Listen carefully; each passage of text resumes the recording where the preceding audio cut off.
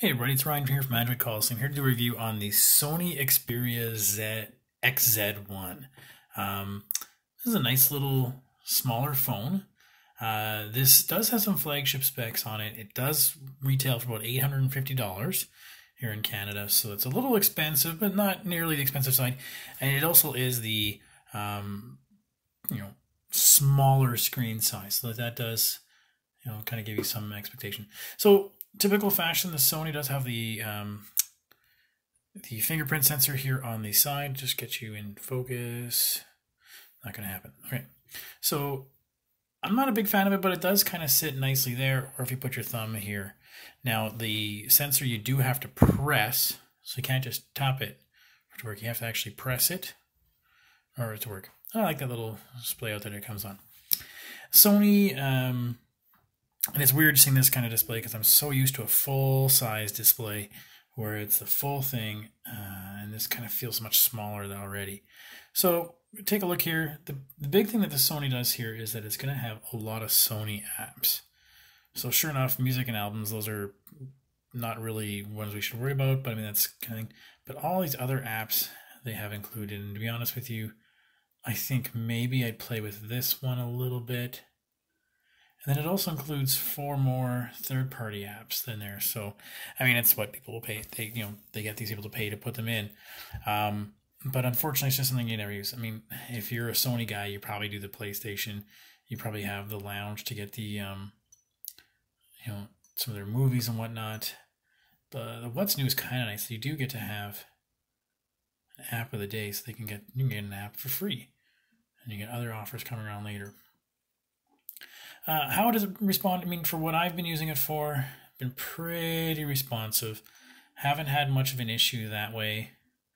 It's been pretty good.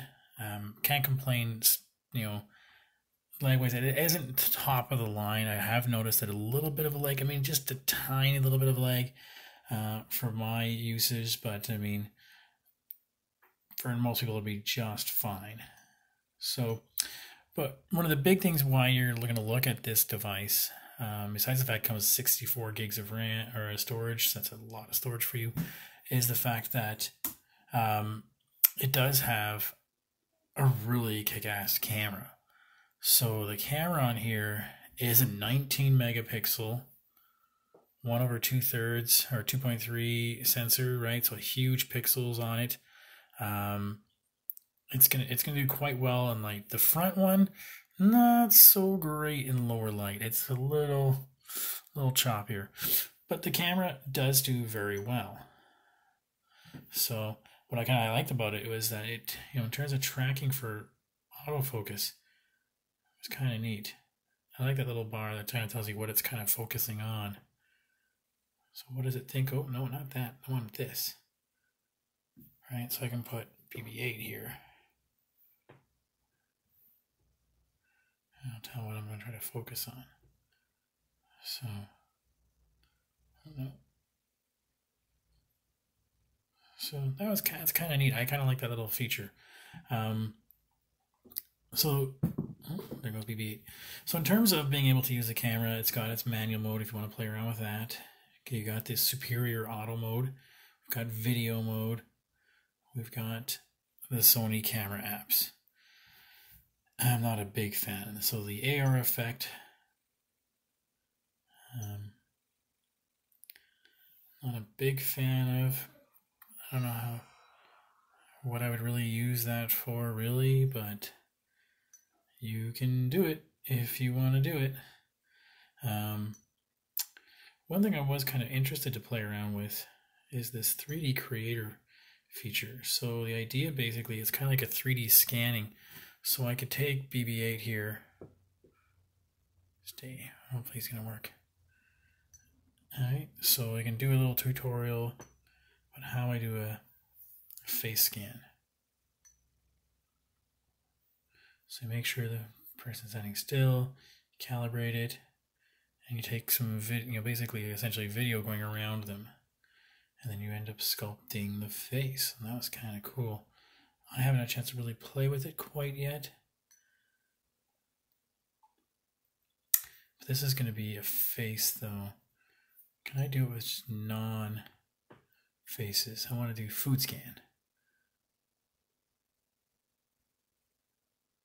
I got to complete a head scan to do that. So these are kind of freeform scan. Complete a head scan to be able to do that. Why won't you let me do that if I don't want to do a head scan? I want to do a face scan. Oh. So it's got some funky features. To be honest with you, I don't know if it's going to make me want to get the device or not.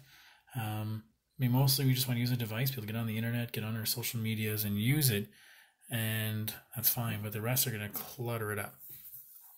For $850, I would have expected a little more out of this device, but I mean, what's going to be really nice is going to be the fact that the camera is pretty awesome. And they have, like I said, a pretty good, no, not over there, pretty good auto mode on this thing.